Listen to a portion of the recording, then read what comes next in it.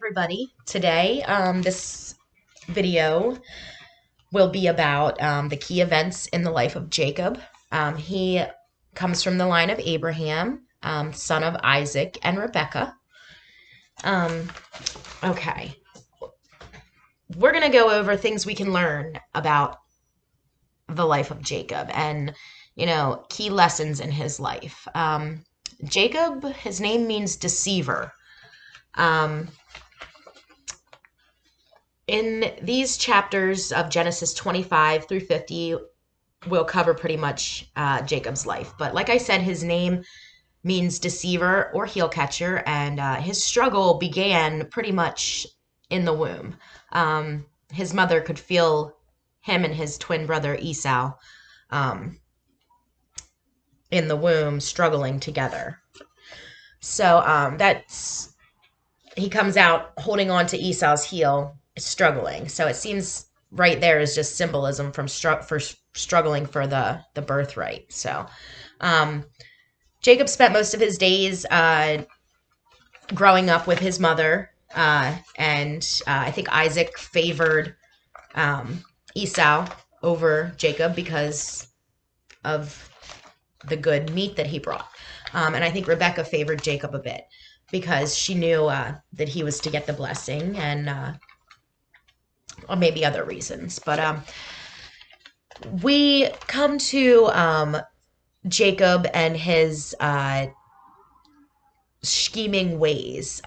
Esau comes in and he's hungry from hunting and from being famished. He trades his birthright to Jacob for some food, which shows he pretty much doesn't care about his birthright very much. If he's willing to give it up for his little bit of hunger that probably could have been satiated shortly thereafter. But anyway, Jacob does this, and he steals the birthright, and then his mother, Jacob and his mother, conspire to deceive Isaac, the father, in stealing the blessing. And Isaac ends up blessing Jacob instead of Esau. Well, this creates a lot of problems in their home. And Esau's really angry, with what Jacob has done. And due to Jacob's actions, he ends up having to be sent away, and his mother delivers him from his brother and sends him to his uncle Laban's. But just this stuff here, it shows Jacob's deceit and his scheming for his own ambition and self-gain, and it doesn't seem to get him in where he needs to be, though. It's not ending up well for him. So Esau's angry. He's not happy. So this is what Jacob's caused, and his deceit has caused. It's so in fear, he goes to run away flees basically to Haran, where his uncle Laban is, which is Rebekah's brother. Okay, on the way here to Uncle Laban's, Jacob has a dream. He lays his head upon a stone and has a dream. And he dreams of angels descending up and down a ladder. Okay? And this is pretty much his first encounter, spiritual encounter. It's when he wakes up, he is like, this could be none other than the house of God. So his spiritual life, his spiritual self is happening. He's discovering God. Okay, and he gets to he names the place Bethel, by the way, house of God, because he said there was could be none other than the house of God. So he names this Bethel, and he blesses the rock and with the oil and anoints it. So because God speaks to him and tells him these promises and blessings. So this encounter is just like, you know, incredible to him. Okay. Well, I think this is the beginning of God's guidance and his teaching of Jacob to live and how he's supposed to, that he's supposed to rely and God will guide him. Okay. Well, this blessing by God, um, it it meant something to him, so that's why he did that. So made the stone upon it and poured the oil and anointed.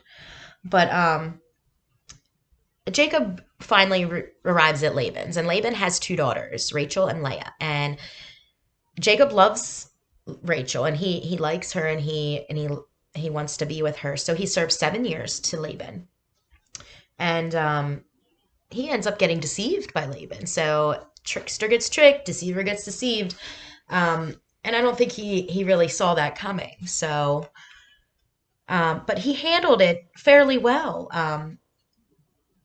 He ended up marrying Leah because that's what Laban gave, and he realized, and he decided to serve another 7 years so he could have Rachel as well. Well, now he's got two wives, and then his wives hand him off and have him bear children with their handmaids. So he's got children from four different women here, and this is like polygamous, and it causes a lot of rift between the household members. It's just not good. It's not good at all. Um, it's favoritism. It's a lot of things shown, and it just doesn't end well. It doesn't bring about good, fruitful things. So we can see that, and all the while we can see God's hand in Jacob's life through this. He he he guides him. Now, Jacob did serve another 7 years for Rachel, and then he marries Rachel, and then he serves another 7 years on top of that. Well, after this, he decides, it's time to go, and he makes a deal with Laban, and he knows it's time to go back to his homeland to be with in the area where he's from. So he wants to journey back, and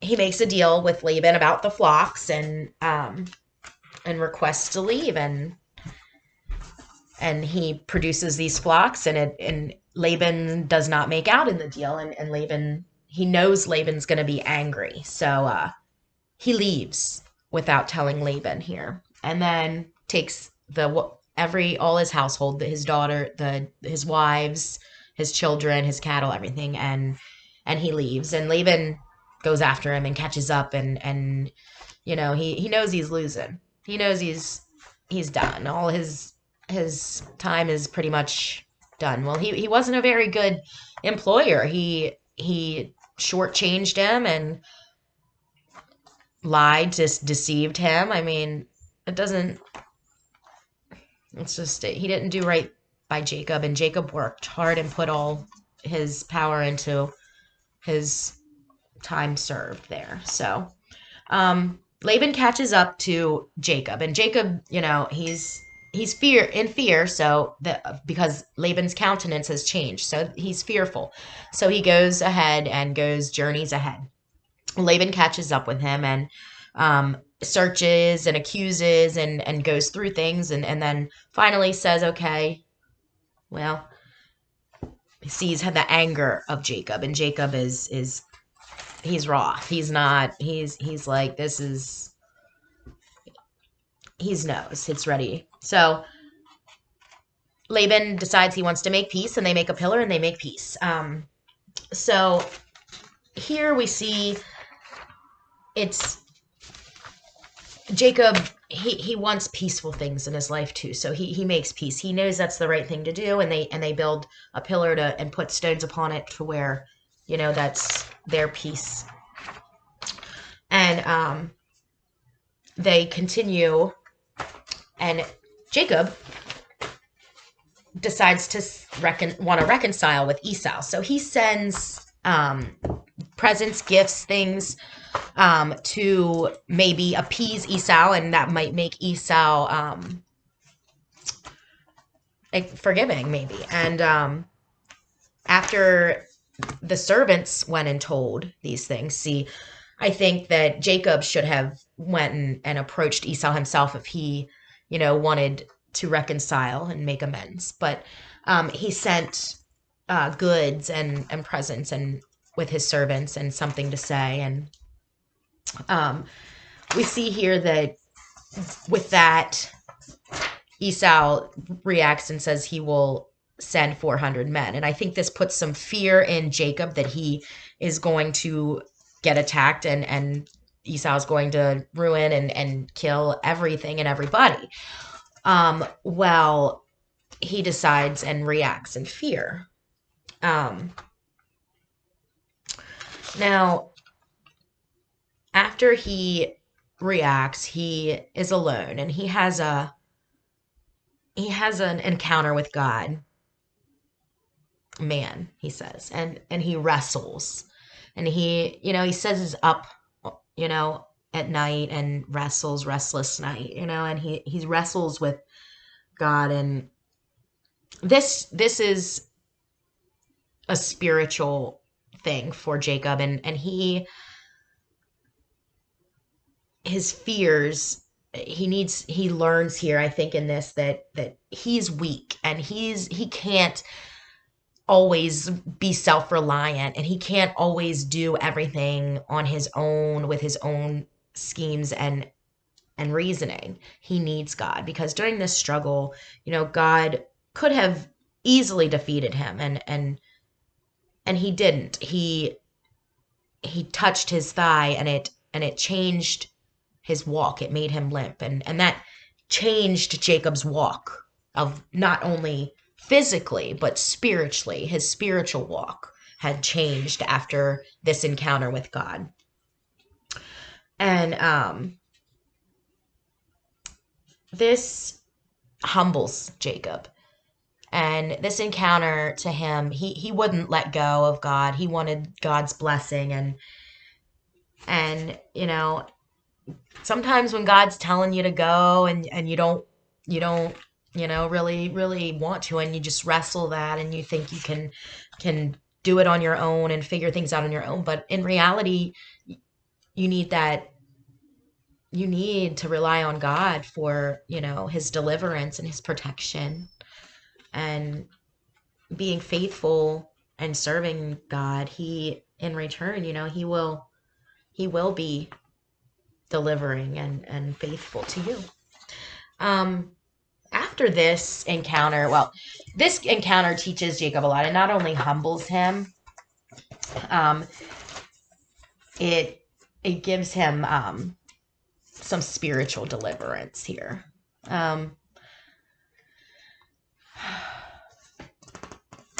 Now, it says an angel of God, so I don't want to argue things, but angels of God occurs 2 times in the Old Testament text, and both are in connection with Jacob in Genesis 28 and 32.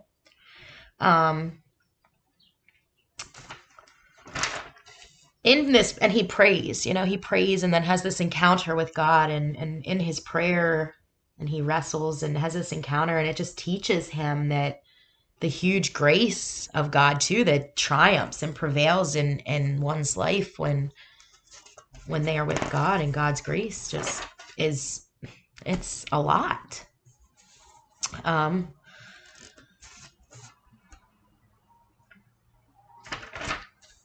Now, after this, Jacob returns to Bethel, and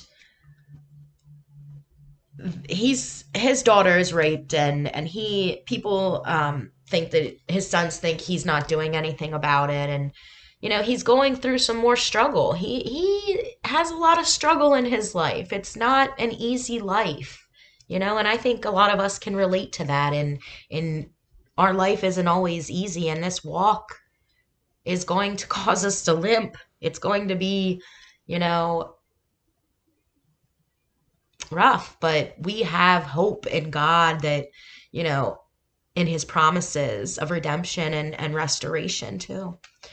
Um, but yeah, um, Jacob returns to Bethel, and this is where he had first encountered God in the dream and had the promises. And God renews his promises with Jacob here. And after his encounter, with and the struggle with the angel of the Lord, and then his daughter's rape, which is another struggle for him, he orders all his household to rid themselves of idols and foreign gods.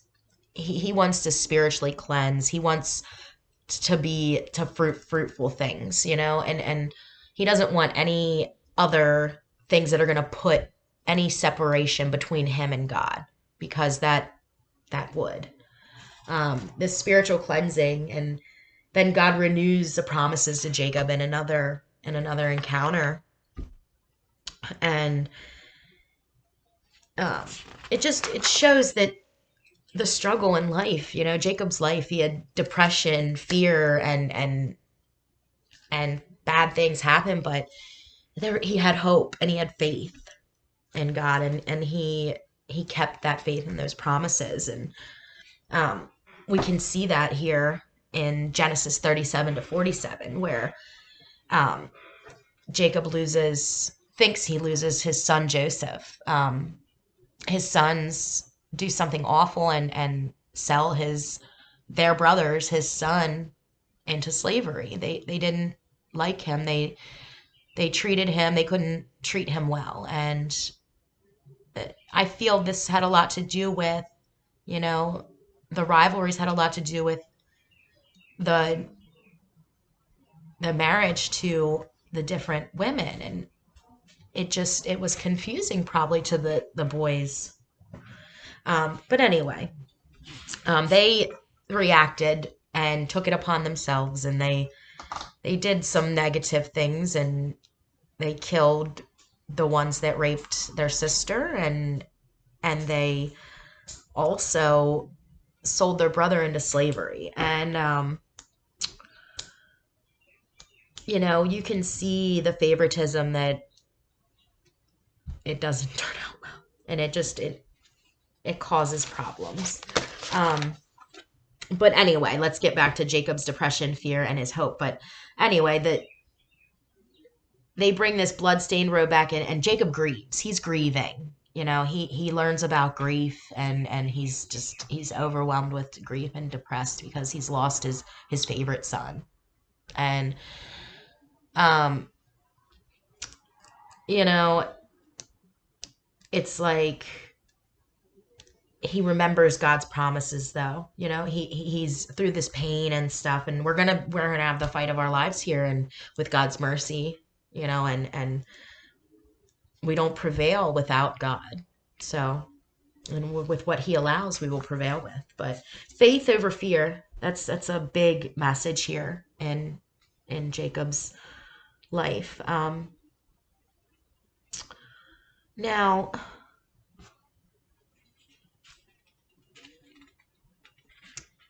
Jacob's vision to go into Egypt. He is told to go into Egypt, and he actually finds out that his son is alive. And this journey that he goes on, and goes back to Egypt, and he relies on God that he's going to deliver them, and give him his promises of the blessings of his seed. And it's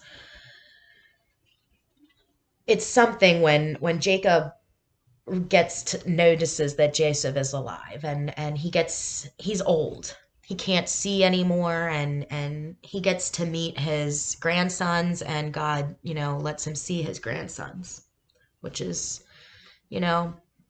awesome for him. It must have been a wonderful thing for him at the end of his life. But this brings us to the end of Jacob's life, when he's in Egypt, and you know,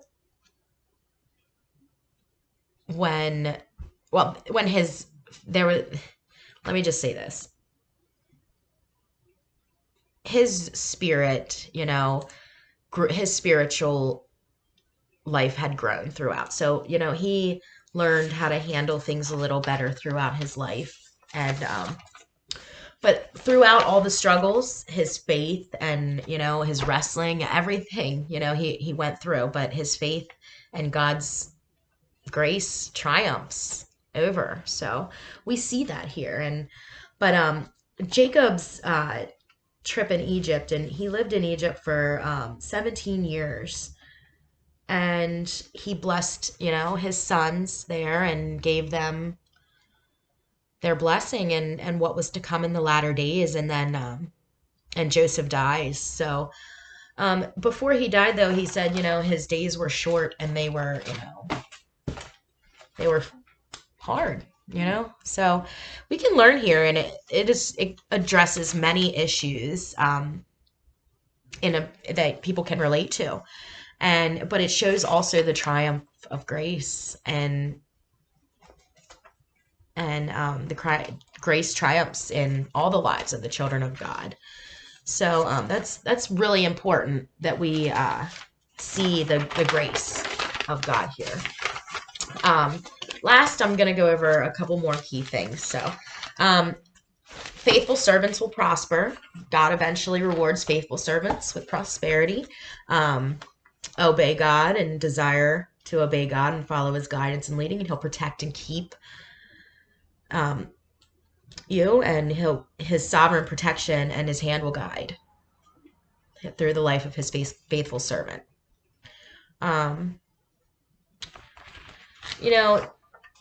One more thing here. Jacob, he had a lot throughout everything, his struggle, he, through his self-reliance and all of his self-ambition and me first, and he finally got it and was humbled, and God humbled him, and he learned some lessons and realized that he needed to rely on God, and God's ultimately in control, and he will deliver and provide and guide. So I really appreciate everybody taking the time out to watch my video. I hope everybody has a wonderful day.